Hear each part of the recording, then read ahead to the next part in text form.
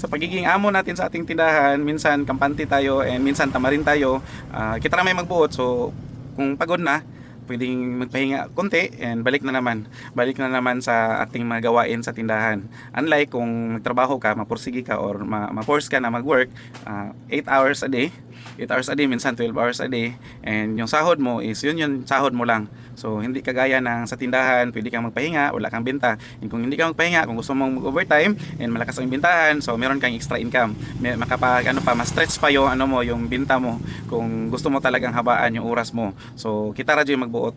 Kita radyo magbuot sa atong oras and kita radyo magbuot kung pila atong gustong income. Good morning mga ka-guys, good morning mga kasari. Monday morning po, daghang trabaho si Kuya AJ. Ayan po, so nakahilira na ang trabahuin ni Kuya AJ today, morning ng Monday.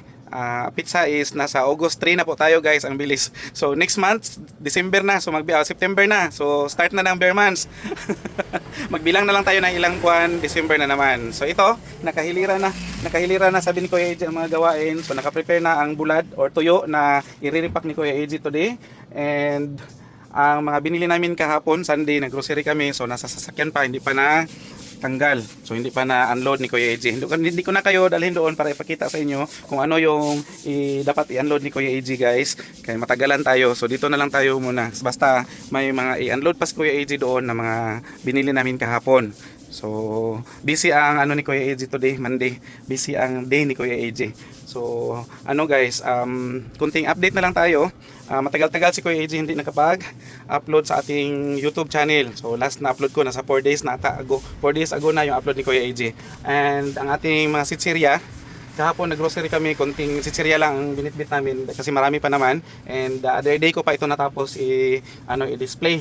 In fact, nagpang-abot na yung the other Sunday and last Sunday na napamili namin is nag-abot na. So kahapon Sunday ulit, namili na lang kami ng konti. Yung wala talaga dito na mga sitsirya ang kinuha namin. So hindi na kami nanguha ng maramihan kasi marami pa naman ang stocks. So hopefully, maubos talaga ito guys dahil mabenta yung ating mga sitsirya. So next Sunday na naman ulit is mamili na naman tayo ng mga panibagong stocks na ating sitsirya. And bago yung ating itlog maalat, kararating lang. In fact, kahapon pa sana ito ihatid pero sabi ko bukas na lang or today na lang ihatid dahil close tayo pag Sunday. So half day lang tayo pag Sunday. Kaya sabi ko is kinabukasan na ihatid. So naghatid talaga siya.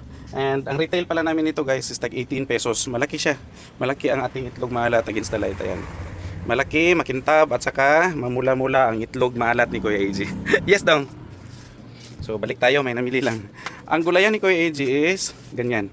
Walang mga laman dahil pag Saturday guys hindi ako makapamili. Automatic yan siya. Walang masyadong laman pagka Monday. And yung suki ko na bilihan doon sa nag-wholesale ng gulay sarado din pag Sunday dahil tawag nito. Nagdi-day off sila pag Monday. So malagyan yan ng gulay bukas pa, Martes. So Martes pa tayo makapabili ng mga bagong gulay.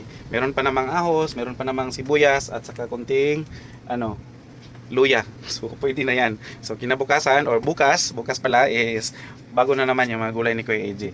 Hopefully makumpleto. And ulitin ko lang na hindi na masyado si Kuya AJ nagpupunta ng Bangkiruhan. And minsan lang talaga pag andoon ako, okasyon, pero yung sadyain ko talaga punta doon, hindi na kasi magastos sa gasolina and magastos sa panahon. So dito na lang ako namimili sa suki namin na mga na nag-wholesale din ng mga gulay. Hindi naman siya kamahalan, kunting diferensya lang talaga sa Bangkiruhan. And yung ibang stocks niya is galing talaga sa farm, So yung mga hindi niya makuha sa farm is doon niya kinukuha sa Bangkiruhan. Yes dong. Yan, so balik tayo ulit, kami namili na naman. And ang pala ni Kuya AJ today guys, ang ganap ni Kuya AJ today is dito lang, ikot-ikot lang tayo sa tindahan and wala akong lakad sa labas. Wala akong lakad kasi nakaalis na kami kahapon and kailangan kong tumutok dito ngayon Monday kasi marami kaming i-unload and marami kaming i-arrange. So hopefully matapos. Kaya kung hindi siya matapos, kinabukasan na naman and next pa na bukas na naman siya matapos dahil ganoon talaga. Tayo daw yung amo natin sa ating mga tindahan. Minsan sa pagiging amo natin sa ating tindahan, minsan kampante tayo and minsan tamarin tayo. Kita na may magbuot, so kung pagod na, pwedeng magpahinga konti and balik na naman sa ating mga gawain sa tindahan. Unlike kung magtrabaho ka, mapursige ka or ma-force ka na mag-work 8 hours a day, 8 hours a day, minsan 12 hours a day, and yung sahod mo is yun sahod mo lang. So hindi kagaya ng sa tindahan, pwede kang magpahinga, wala kang benta. And kung hindi ka magpahinga, kung gusto mong mag-overtime and malakas ang bintahan, so meron kang extra income. Makapag ma-stretch pa yung yung binta mo kung gusto mo talagang habaan yung oras mo. So kita radyo magbuot sa atong oras, and kita radyo magbuot kung pila atong gustong income. Unlike sa kung magtrabaho ka kay fix yung fix yung sahod mo. Kunyari may sahod ka na minimum, kung minimum wage earner ka is nasa 525 bata yung ngayon, yung minimum wage rate dito sa Davao, so 525, yun lang talaga yung kikitain mo buong araw. So buong araw, 8 hours a day, kung nasa office ka o kung nasa construction worker ka man or any field, is yun yung sahuran dito sa Davao. So yun lang yung sahurin mo. Pero kung may tindahan ka at gusto mong kumita ng malaki-laki, o i-stretch mo yung oras mo and maaga kang mag-open and late ka magsara, lalong-lalo na may mga okasyon, may mga birthday sa kapitbahay, and yung mga suki mo, may mga nagiinuman, o i-extend mo yung closing hours. Sa kagaya sa amin, pag mag-close kami ng 10 o'clock, so kung gusto namin siya i-extend, pwede kami mag-11 or hanggang 12, kay lalo na't may mga okasyon, siyempre may mamili pa niyan, may maghabol. So kung may maghabol, makabenta ka pa. At bago ako mapunta guys sa kung saan update tayo sa aking tinapay, dahil ang schedule ng aking tinapay is every Saturday and Wednesday. Last Saturday is hindi kami nakapag open kami Saturday, kaya lang nag-close kami morning. Nag-open lang ako ng ilang oras, din nag-close ako mga 9 o 8:30, nag-close ako, and may pinuntahan lang kami guys. And yun yung schedule na aking tinapay na magdating. Yung dalawa pa talaga, yung mga panan na nakabalot at saka yung ating bread box, so hindi ako nakakuha, kaya wala talaga. And as usual, kung ano yung wala, yun yung hahanapin na ating mga customer. So naghanapan kami ngayon ng mga tinapay, or naghanapan sila ngayon ng tinapay na hindi ko rin maibigay dahil wala nga akong tinapay, kasi last Saturday is nag-close kami ng umaga. So yun yung schedule na dadating si bread box and darating yung pana nakabalot.